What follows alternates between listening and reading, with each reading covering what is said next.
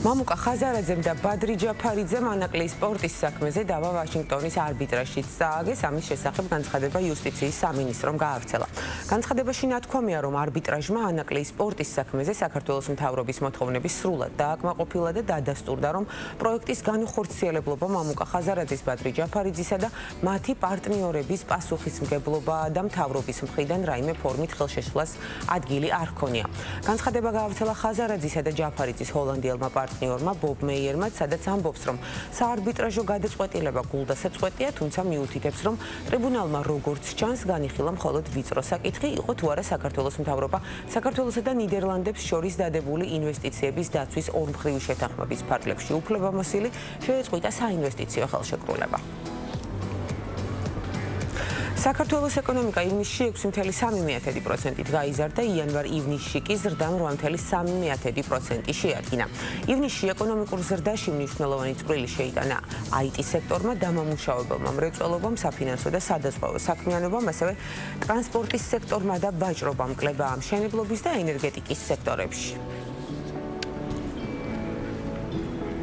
ივნისში ახლად დარეგისტრირებული საწარმოების რაოდენობა წინა წლის ანალოგიურ პერიოდთან შედარებით თითქმის 12%-ით გაიზარდა და 6.188-ს მიაღწია. დღეს გადამხდელ საწარმოთა ბრუნვა კი 15 მილიარდი ლარია, რაც წლიურად 9%-ით გაზრდილი მაჩვენებელია.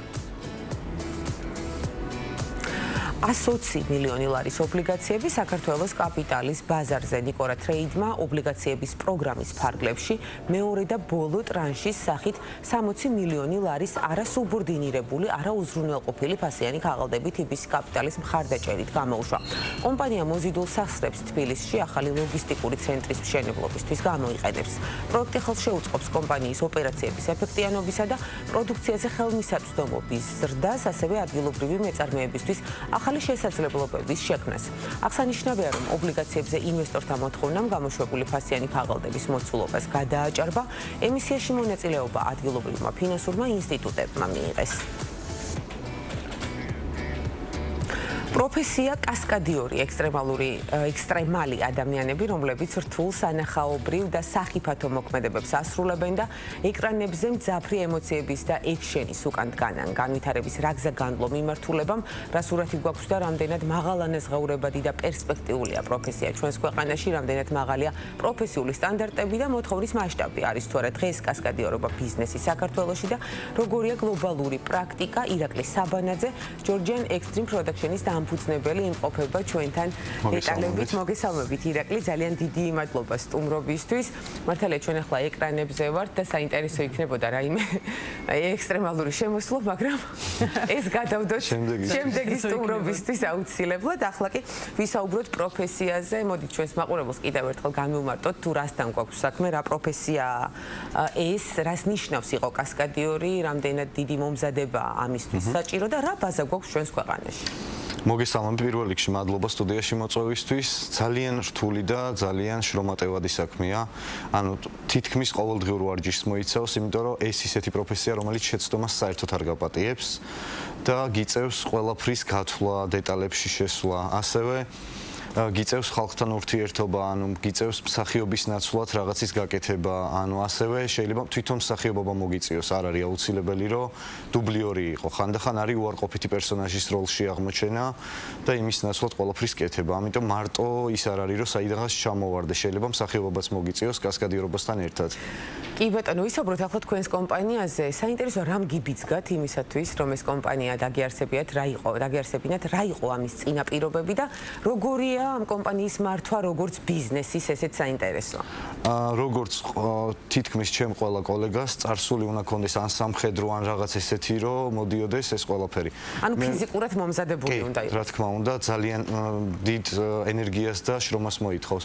მე ვარ ყოფილი მაშველი, ამისთვის ძალიან დიდი მადლობა მინდა კიდევ თქვა, რომ ძალიან მთელი ჩემი ბავშვობა გავატარე სამაშველოში, 11 წელი ვიმუშავე, ვიმსახურებოდი საქართველოს და ძალიან ბევრი რამე მასწავლა. ერთ-ერთი ყველაზე ვაჟკაცური პროფესია, რაც შემიძლია თქვა, ასევე საოპერატოროზე ვსწავლობდი, კინოში ვიყავი და მერე წამოვიდა ესე, რომ სულ ყველა მეძახდა, მოდი მაშველი ხარ, აბა გადახტი ხიდიდან, მოდი მაშველი ხარ, მსახიობი დააზღვიე და ესე წამოვიდა ეს პროფესია ნელ-ნელა, უკვე მე უცხოეთში წავედი, იქ კვალიფიკაცია ავიმაღლე და მე დავბრუნდი, შევქმენი ჩემი ჯგუფი, ეხლა მომენტისთვის 80 კაციანი ჯგუფი მყავს, 22 გოგო არის და დანარჩენი ბიჭები არიან. და ამ ახალგაზრდა ჯანსაღ თაობას ვსდი და ვასწავლი ყველაფერს. ფაქტია, რომ გენდერული დისბალანსია, მაგრამ ექსტრემალური პროფესიიდან გამომდინარე, მაინც ძალიან კარგი მაჩვენებელია და ჩვენი მენტალობიდან გამომდინარე 22.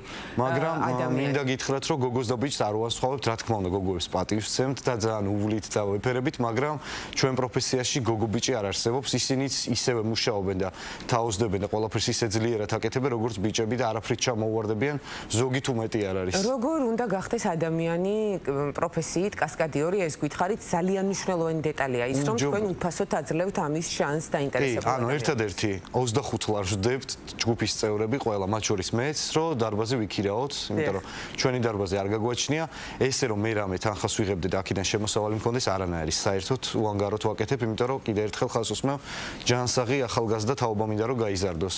რაც შეეხება როგორ გახდე კასკადიორი, ანუ ჯობია რომ გქონდეს წარსული სპორტსმენი ყოფილი იყო, ან რაღაც ბაზა გქონდეს, მაგრამ ამის გარეშე ძალიან ბევრი მინახია, ერთ-ერთ მაგალითს მოვიყვან გიორგი არაჯული, რომელიც მოვიდა, იყო მსახიობი და იყო ყოფილი მოცეკვავე. და ერთ თვეში შეძლო მან ის, რომ მიეღწია იმისთვის, რომ პროექტზე ჩამერთო, იმ ხელა მონაცემები და შედეგი დადო და ერთ თვეში ინდუეთში მოუწია, ინდურ პროექტზე მოუწია მუშაობა, ხოლო შემდეგ ისე მოეწონათ ინდუეთში, დღეს მაგალითად ეს ადამიანი ინდუეთში ერთ-ერთი ყველაზე მოთხოვნადი დუბლიორი არის და ვისაუბროთ ახლა სწორედ საერთაშორისო დაკვეთებზე, თქვენ ძირითადად მუშაობთ როგორც ჰოლივუდში, ასევე ბოლივუდში.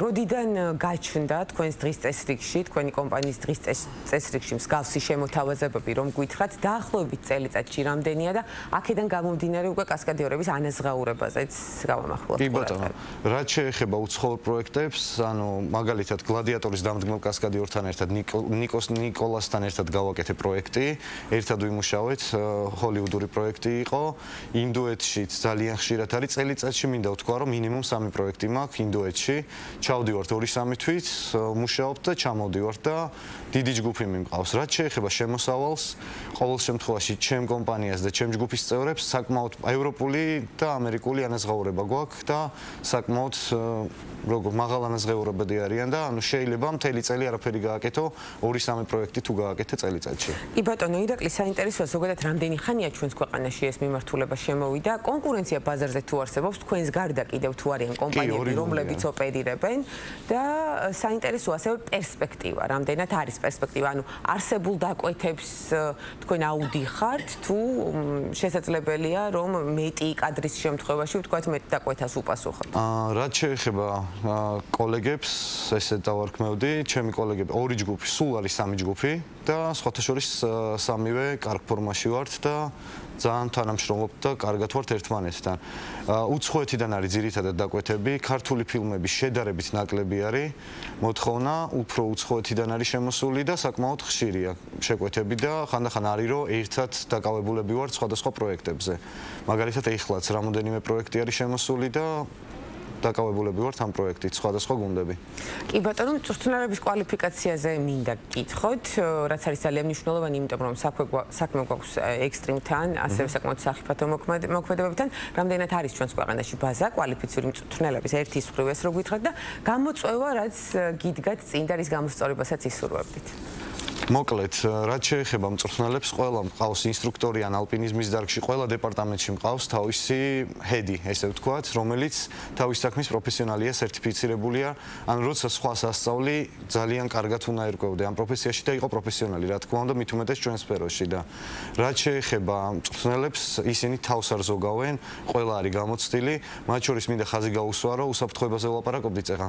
მყავს ექიმი პირადი, რომელიც არის ყოფილი სამხედრო ექიმი, სასწრაფოში 30 წლიანი სტაჟით, კოტეს მელნიჩუკს მინდა მადლობა გადაუხადო პირდაპირ ეთერში, იმიტომ რომ ის გვეხმარება, მიუხედავად იმისა, რომ არ დაგჭირვებია კბილის ტკივილზე და ესეთ რაღაცეებზე და იმედი არც დაგჭირდება, სულ ჩვენ გვერდით დგას და გვიცავს და უსაფრთხოებას იცავს ჩვენსას, რომ არაფერი დაგვემართოს. მზად ვართ წინასწარ. კი ბატონო, ძალიან დიდი მადლობა. ბოდიშით იმას ვიტყოდი, რომ მომავალზე მკითხეთ ხო თქვენ. ერთადერთი უბრალოდ ამ მომენტისთვის სპონსორი არ გვყავს და ჩვენი ძალებით კარგი იქნებოდა, რომ საქართველოში ყურადღება მიექცეს ამ პროფესიას, იმიტომ რომ ყველანაირად მზად ვართ ნებისმიერ ბაზარზე გავიდეთ და ნებისმიერი იმისთვის შეკვეთისთვის მზად ვართ. მით უმეტეს გლობალურად ეს პროფესია არის საკმაოდ მოთხოვნადი, მაღალანაზღაურებადი და დაინტერესების შემთხვევაში ჩვენი ქვეყნის მოქალაქეებს აქვთ შანსი. კი და ამ მომენტისთვის სპონსორი არ მყავს პირადად მე, რომელიც ძალიან ხშირად გამოვდივარ ტელევიზიებით, ხალხთან ურთიერთობა გვიწევს და თუ ვინმე დაინტერესდება, ყოველთვის მზად ვარ ვითანამშრომლო. კი ბატონო, მიღებულია თქვენი გამოწვევა, რაც გააქვთ და გისურვებთ წარმატებას, რა თქმა უნდა, იმედია შემდეგი სტუმრობის დროს უკვე ვისაუბრებთ სპონსორების ჩამონათვალზე, რომელიც გეყოლებათ. დაგემშვიდობებით, გისურვებთ საინტერესო დატვირთულ ზაფხულს და შემდეგ უკვე შემოდგომის სეზონს. ირაკლი საბანიძე, Georgian Extreme Production-ის დამფუძნებელი იყო ჩვენი სტუმარი და ვსაუბრობდით ექსტრემალურ პროფესიაზე, რომელიც როგორც ვნახეთ, არის საკმაოდ მოთხოვნადი და საკმაოდ მაღალანაზღაურებადიც.